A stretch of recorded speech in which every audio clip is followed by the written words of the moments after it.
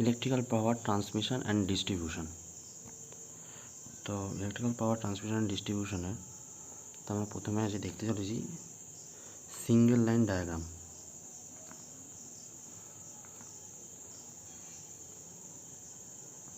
এই single line diagram যেটা হয় এটা এসিতে হয়, এটা এসি ডায়াগ্রামটা। এটা ডিসি ডায়াগ্রামও আছে, তো আজকে আমরা এসি ডায়াগ্রামটা দেখতে চলেছি। তো এসি ডায়াগ্রামটাতে আমাদের ডায়াগ্রাম আঁকা কমপ্লিট। এটা জেনারেটিং স্টেশন। এখানে যে ট্রান্সফর্মার আপনারা দেখতে পাচ্ছেন, এটা একটা ট্রান্সফর্মার।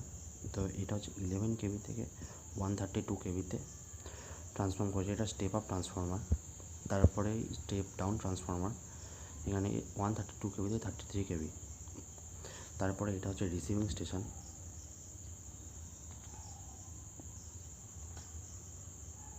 এটা হচ্ছে রিসিভিং স্টেশন।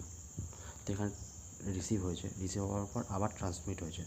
আবার ট্রান্সমিশন কত হয়েছে? 33 কেভি থেকে 11 কেভি ট্রান্সমিশন হয়েছে। তো আপনারা যখন ছবিটা আঁকবেন তারপর আপনারা এরকম লিখে দেবেন, এরকম করবেন অথবা এরকম করবেন, যে কোনো একটা করে লিখবেন। এটা হচ্ছে প্রাইমারি ট্রান্সমিশন, এটা হচ্ছে প্রাইমারি ট্রান্সমিশন। আর আপনারা যদি দেখেন এটা প্রাইমারি ট্রান্সমিশন আমি এভাবে লিখেছি। তারপর আপনি এটা লিখবেন সেকেন্ডারি ট্রান্সমিশন, সেকেন্ডারি ট্রান্সমিশন। এটা প্রাইমারি ট্রান্সমিশন, এটা সেকেন্ডারি ট্রান্সমিশন। তো এটা রিসিভিং স্টেশন। এবার রিসিভিং স্টেশন থেকে আবার ট্রান্সফর্মার গেছে। তো রিসিভিং স্টেশন 33 কেভিটা 11 কেভিতে গেছে। এবার 11 কেভিটা এটা আসবে সাব স্টেশনে।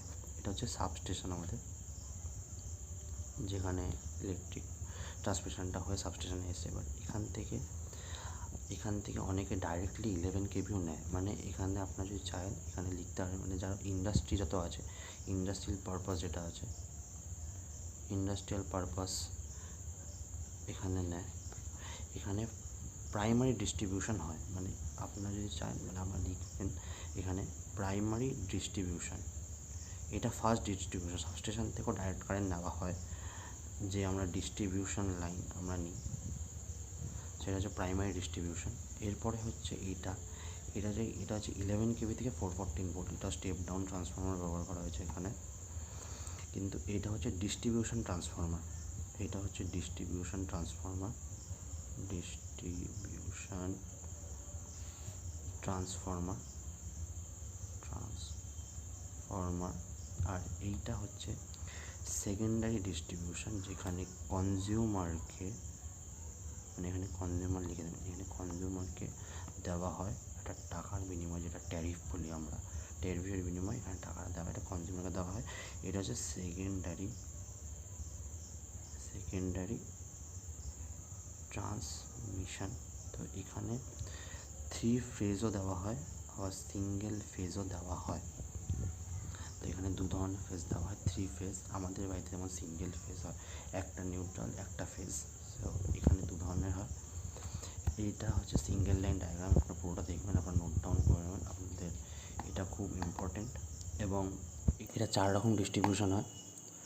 তো 4টে হচ্ছে সিঙ্গেল ফেজ এসি সিস্টেম হয়, 2 phase AC system, 3 phase AC system এবং ডিসি সিস্টেম। তো ডিসি সিস্টেমেও এটা ট্রান্সমিট হয়, এমন না যে হয় না। ডিসি সিস্টেমের ডায়াগ্রামটা একটু আলাদা, এরকম না। তো এটা এসি সিস্টেমের ডায়াগ্রাম, সিঙ্গেল লাইন ডায়াগ্রাম, যেটা আমাদের ইলেকট্রিক্যাল পাওয়ার ট্রান্সমিশন অ্যান্ড ডিস্ট্রিবিউশনের প্রথমেই আছে। এটা খুবই দরকারি। তো এটা আপনারা নোট ডাউন করে নেন, এবং এটা পরীক্ষা হলে প্রশ্নটা আসলে আপনারা যদি এরকমভাবে আঁকেন তো আপনারা ফুল মার্কস পাবেন।